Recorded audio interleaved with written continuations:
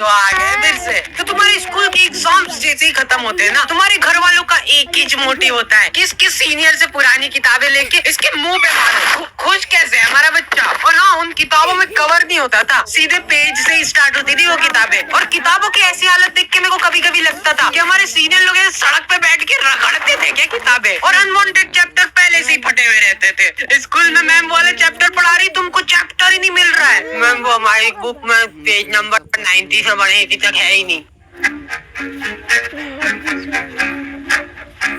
Anyways, गर्मी की छुट्टियाँ। तो गर्मी की छुट्टियाँ पढ़ते से हम लोगों ने असेंबल करा हमारा ग्रुप, दाल बाटी युवा मंडल। हाँ, हमको भी हमारे ग्रुप का नाम शुरुआत में थोड़ा ऐसा अजीब लग रहा था, कुछ ऐसे किसी चीज की कमी लग रही थी, तो फिर हमने दाल बाटी प्लस रायता युवा मंडल रख दिया। और हाँ, मेरे को आज तक ये बात समझ नहीं आई कि स्कूल वाले अप्रैल में स्कूल लगा के क्या कर रहे हैं। टीचर लोग तुमको एक एक चैप्टर पढ़ा देंगे अप्रैल में, और फिर जब तुम भूले भटके 2 महीने की गर्मी की छुट्टियों के बाद स्कूल आओगे, बेटा अप्रैल में पूरा कोर्स निपटा दिया था अपन ने। आंखों आंखों में भटिंग भटिंग करके चैप्टर निपटा थे, याद नहीं क्या तुमको।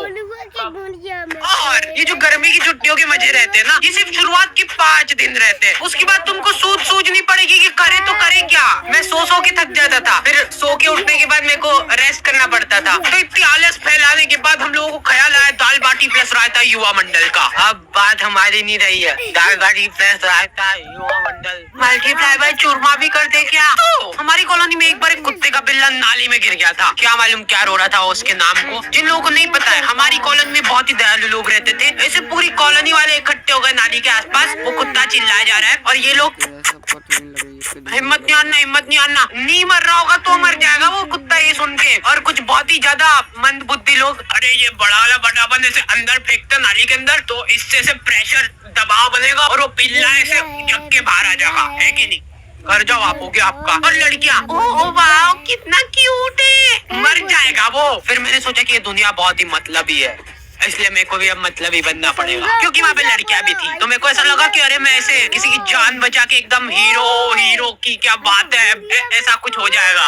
अरे आजा। और मैं पूरा ऐसे डायलॉग वगैरह लिख के ले गया था कि पिल्ले को निकाल के ये बोलूंगा, अगर मैं नाली में हाथ डालने से किसी बेजुबान की जान बच रही है तो मैं डालने के लिए तैयार हूँ हाथ नाली में। कोई सुन ही नहीं रहा है। ये छोकरा वो वीडियो रिकॉर्ड करके मेरे को व्हाट्सएप पे भेजा और लिखता है लमाओ हिंदी में लमाओ लिखा है इसने। मेरे को ऐसा लगा था कि जब भी हम लोग ऐसे कॉलोनी में निकलेंगे तो लोग गाना चलाने लग जाएंगे, हीरो। नहीं, कुछ नहीं करा इन लोगों ने, ये लोग कुत्ते को अप्रिशिएट कर रहे हैं। देख मैं बोला था हिम्मत नहीं आ रही तो निकल गया ना तू। यार कॉलोनी वालों ने मेरे को शाबाशी वगैरह नहीं दी, वो सब ठीक है, लेकिन इनको क्या मालूम क्यों ऐसा लगने लग गया कि मेरे को नाली में हाथ डालने में मजा आते हैं। मेरे पास नाली साफ करने के लिए ऑफर आने लग गए, लेकिन मैंने सारे ऑफर्स को ठुकरा दिया। जी हाँ, तो फिर से आ चुका हूँ मैं, और आज हम लोग बात करने वाले हैं डुओलिंगो के बारे में। मतलब कि जिसके भी 2 दिन, तो गर्मी की छुट्टियों में तुम लोग भी फ्री भूखते बैठे ही होंगे, तो इधर उधर दीवारों पे माथा पटकने की जगह तुम लोग सीख सकते हो कुछ काम का। जैसे कि डुओलिंगो में मैं सीख रहा हूँ इंग्लिश। अब आगे का मैं पूरा इंग्लिश में बोलूंगा अगली वीडियो से। अभी सीख रहा हूँ मैं, अभी सीखा थोड़ा ना। और सबसे बढ़िया बात, ये डुओलिंगो बिल्कुल ही फ्री ऐप है, समझ लो फ्री। तुम लोग इंग्लिश, हिंदी और 40 अलग अलग लैंग्वेजेस सीख सकते हो। लड़कियों को फिर तुमसे वो होगा, मतलब आकर्षित हो जाएगी लड़कियां तुमसे। ये हिंदी में नहीं पढ़ रही तो इंग्लिश बोलने वाली लड़की को, मतलब ऐसे तो 40 लैंग्वेज आएगी, तुम मतलब पूरे वर्ल्ड की लड़कियों को आकर्षित कर लोगे। तो डुओलिंगो को यूज करना बहुत ही सिंपल है, क्योंकि इसका इंटरफेस बिल्कुल मस्त।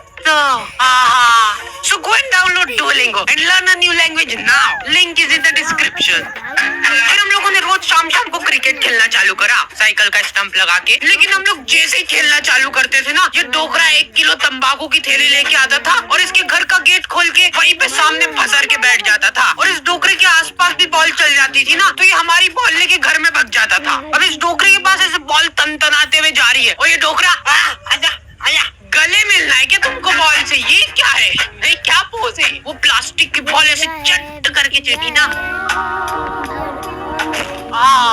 हमको तो बहुत मजा आ गए थे, वर्थ इट था हमारा खेलना। अरे यार इनकी तो सांस चल रही है, ये हमारे नहीं क्या। मारे जा रहे डोकरे। फिर अभी तक तो गए मजाक मस्ती चुटकुले वगैरह, लेकिन तुम लोगों ने अभी तक मेरा इमोशनल साइड देखा नहीं है। रुमाल वगैरह रख लेना पास में सेबड़ा पोंछने के लिए।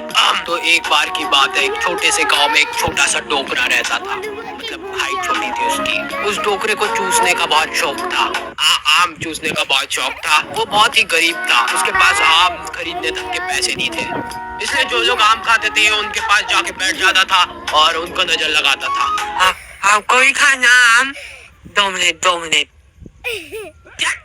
निकल जा, आम चाहिए इनको। तो वो डोकरे को कभी आम तो नसीब नहीं हुआ, लेकिन वो डोकरा हमेशा आम की गुठलियां समेटा करता था। 1-2 बार तो फालतू में ही लोगों ने उसको कूट दिया, ऐसे ही मजा आते थे लोगों को। फिर धीरे धीरे टाइम गुजरता गया और अचानक एक दिन वो डोकरा मर गया। गाँव वालों को उसके मरने में बहुत खुशी हुई। उन्होंने शादी पार्टी का माहौल बना दिया था, एकदम भूभा कर दिया था बिल्कुल। फिर कुछ सालों बाद उनके गांव में ढेर सारे आम के पेड़ उग गए। तब जाके गांव वालों को समझ आया कि वो डोकरा गुठलियों का क्या करता था। सारे गांव वाले बहुत चक्के रह गए। फिर सभी गांव वालों को अपनी गलती का एहसास हुआ और उन्होंने काटो ये सारे पेड़, फालतू उगा के चल गया यहाँ पे, मरते मरते भी ढंग का काम करके नहीं गया। तो मोरल ऑफ द स्टोरी ये है कि पेड़ काटो।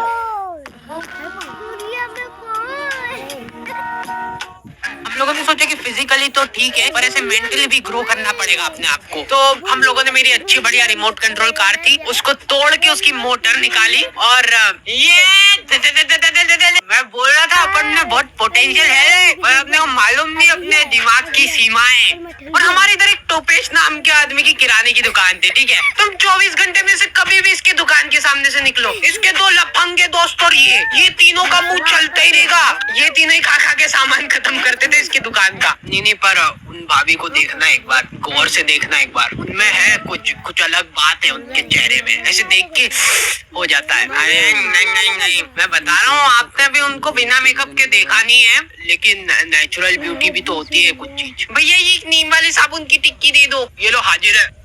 भैया ये तो एक्सपायर्ड हो चुका है, देखो। अरे दीदी ये कंपनी वालों से मिसप्रिंट हो गई होगी, बाकी हमको मालूम है ना अभी नहीं हुआ एक्सपायर। ये लो खुश नहीं भैया रहने दो। अब ये तीनों अपना पॉइंट प्रूव करने के लिए टंकी के नीचे नहा के बता रहे हैं।